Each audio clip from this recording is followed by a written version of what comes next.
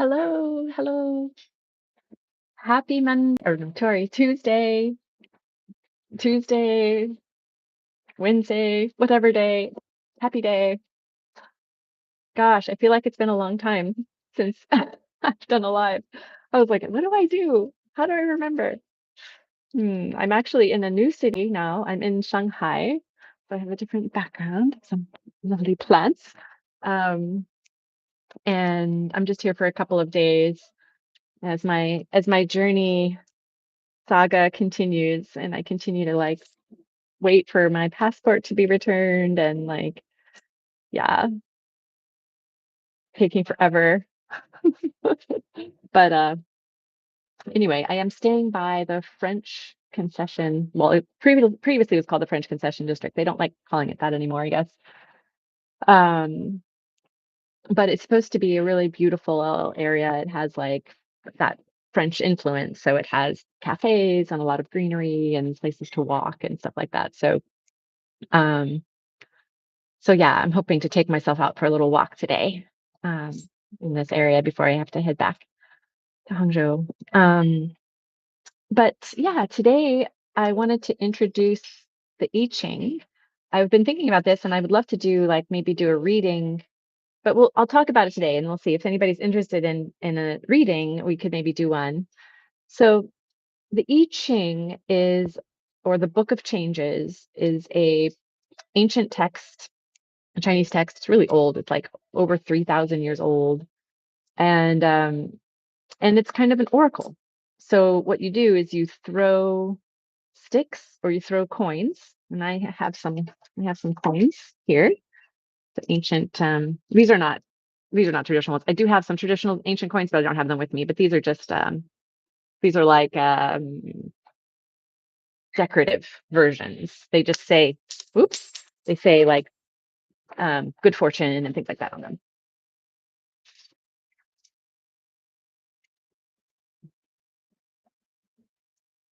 That's just what that means if I'm throwing the coin across the room.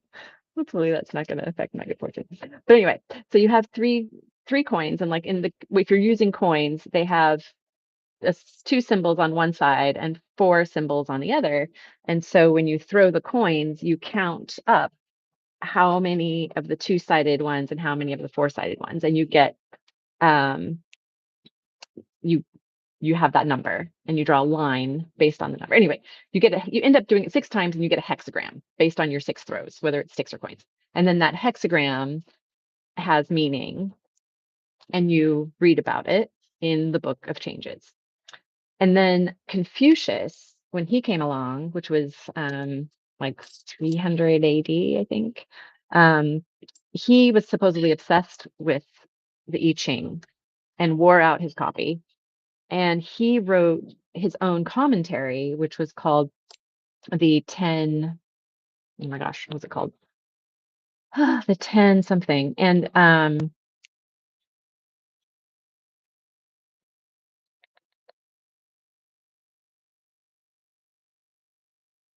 10 wings. There we go. The 10 wings. Um, and so when I do the readings for people, I use a book that is kind of like the gold standard, where it has the original um, text, the ancient text, as well as the commentary by Confucius.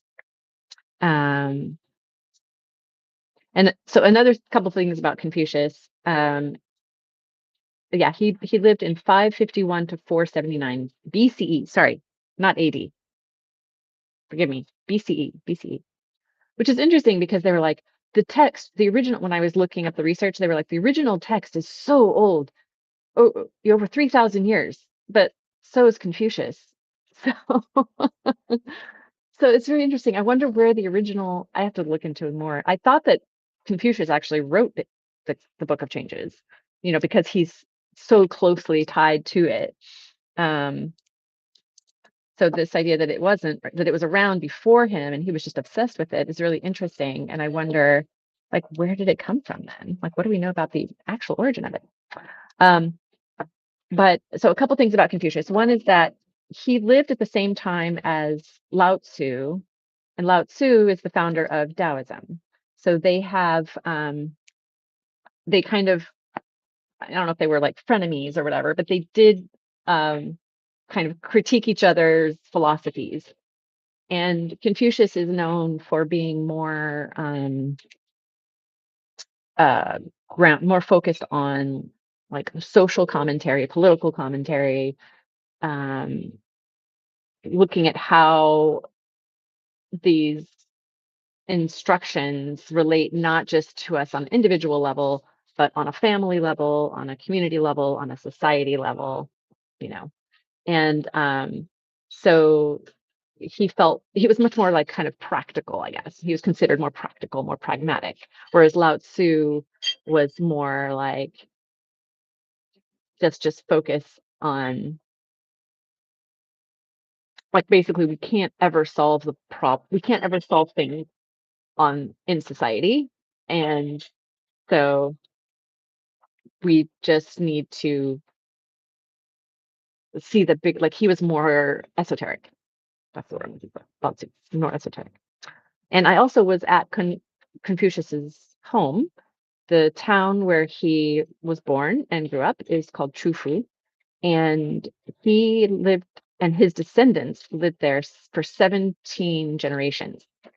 And they only left during the Cultural Revolution, and the descendants moved to Taiwan, and now there's a center in Taiwan. But you can still visit the Temple of Confucius. So I have those pictures too. But first, let's just look at the book. And so I'll just bring up, this is the one that I'm reading from.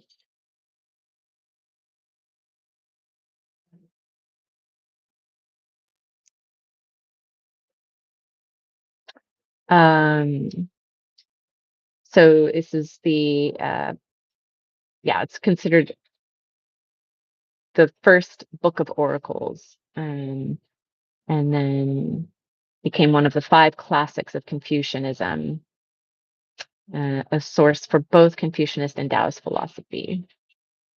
So that's what I'm going to be reading from. And I'm just going to bring open so you can see the hexagrams. Close that and window.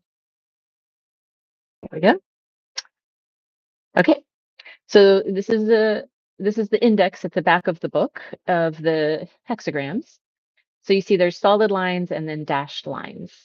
So the solid line is either a number of 6 or 9, sorry, is either a number of 7 or 9, and the dashed lines are either a 6 or an 8.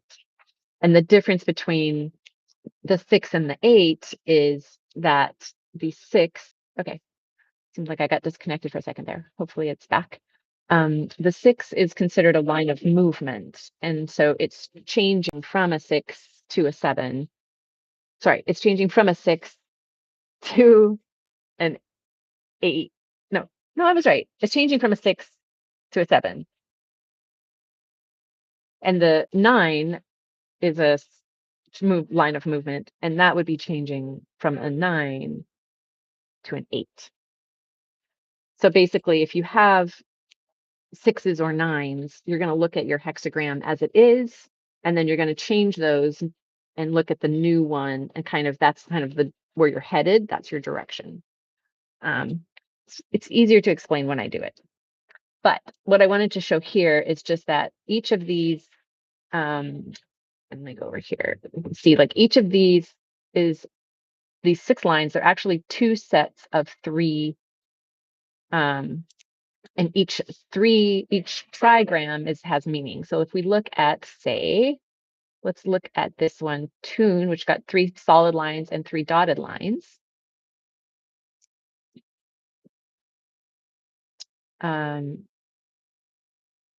Here we go. So this top one, oh no, sorry, it's not. It's 4 solid lines. I couldn't see correctly. But anyway, so the 3 solid lines at the top, that trigram means Chien, which is the creative heaven. And then this one at the bottom, which has 1 solid line and 2 dashed lines, is Ken, or keeping still mountain. So you have the heaven above the mountain. You have the sky above the mountain. And so then the interpretation of that is retreat. That's the title of this hexagram. And then the commentary talks about the power of the dark is ascending. The light retreats to security so that the dark cannot encroach upon it. So there's like the mountain is going up and then the light is going back. The retreat is a matter not of man's will, but of natural law. Therefore, in this case, withdrawal is proper. It is the correct way to behave. Blah, blah, blah, blah. So basically, when you throw your coins, you're going to have a question in mind. And you might be thinking, should I take this job? Or should I, you know, move locations? Or should I pursue this, whatever it is, whatever your question is. And then the answer will be relevant for your question, just like any oracle, right? You want to have some question in mind when you're throwing your coins. So then there's the kind of these different parts of the commentary where you have at the beginning, it's the more of the original text. And then at the end, it's Confucius's additional commentary. So you have the judgment, which is basically answering your question. So in this case, if you had asked, should I go somewhere, do something or not? This is saying retreat is success.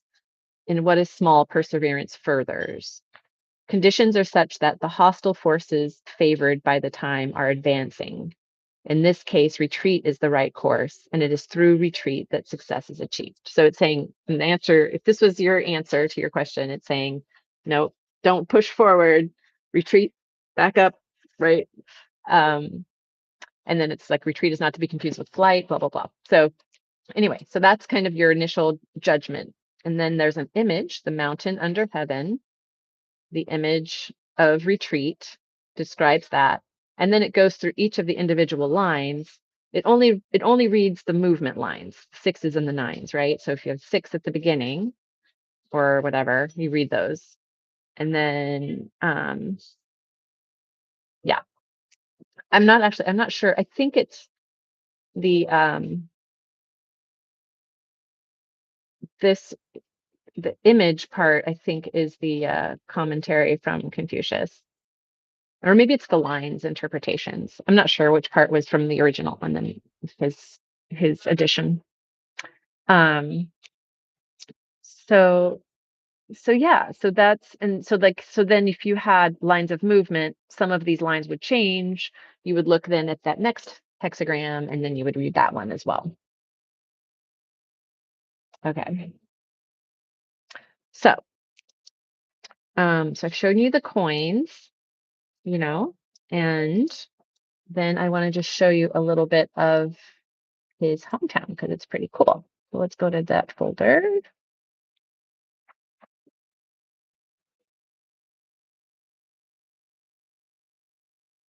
Window. There we go. I think this will work.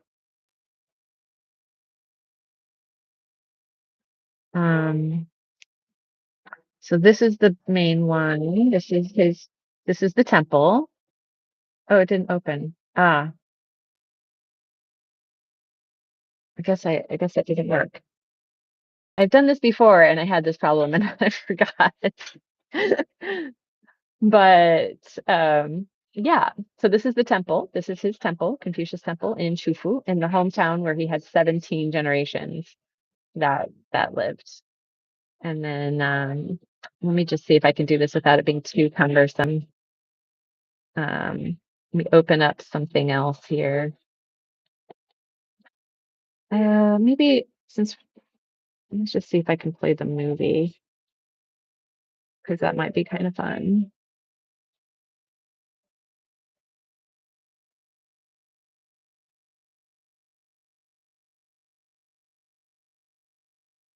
It won't have sound because I have it in my headphones, but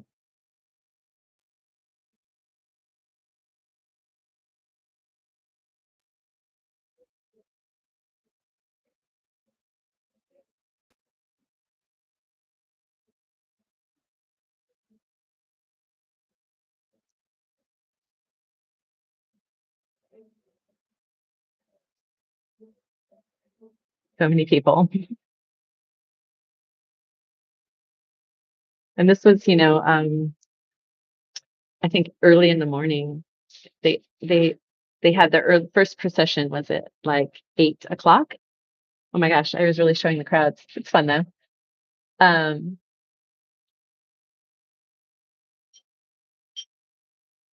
oh, so cute. All the little kids on the shoulders and everything.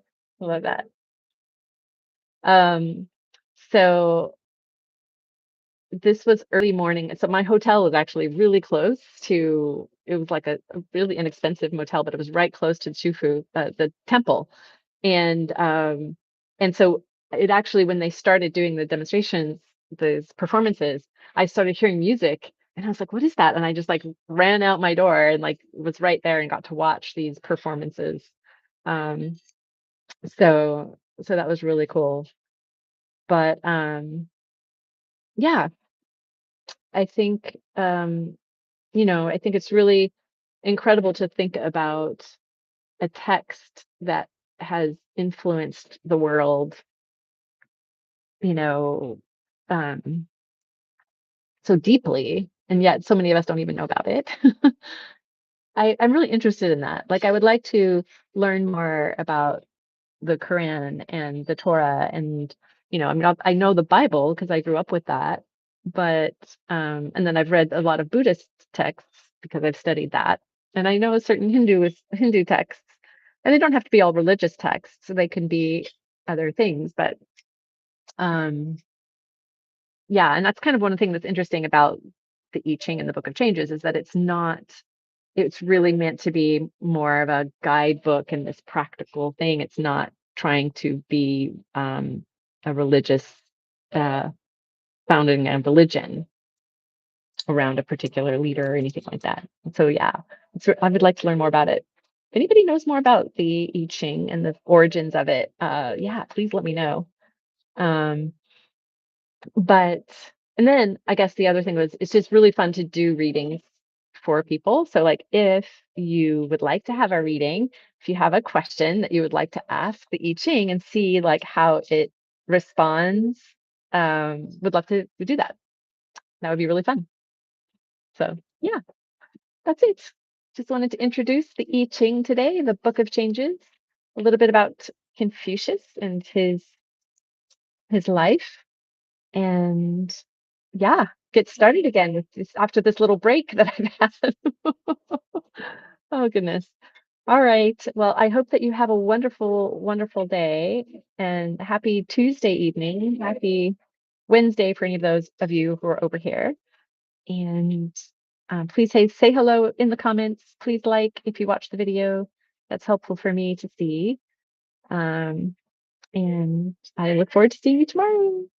Okay, bye.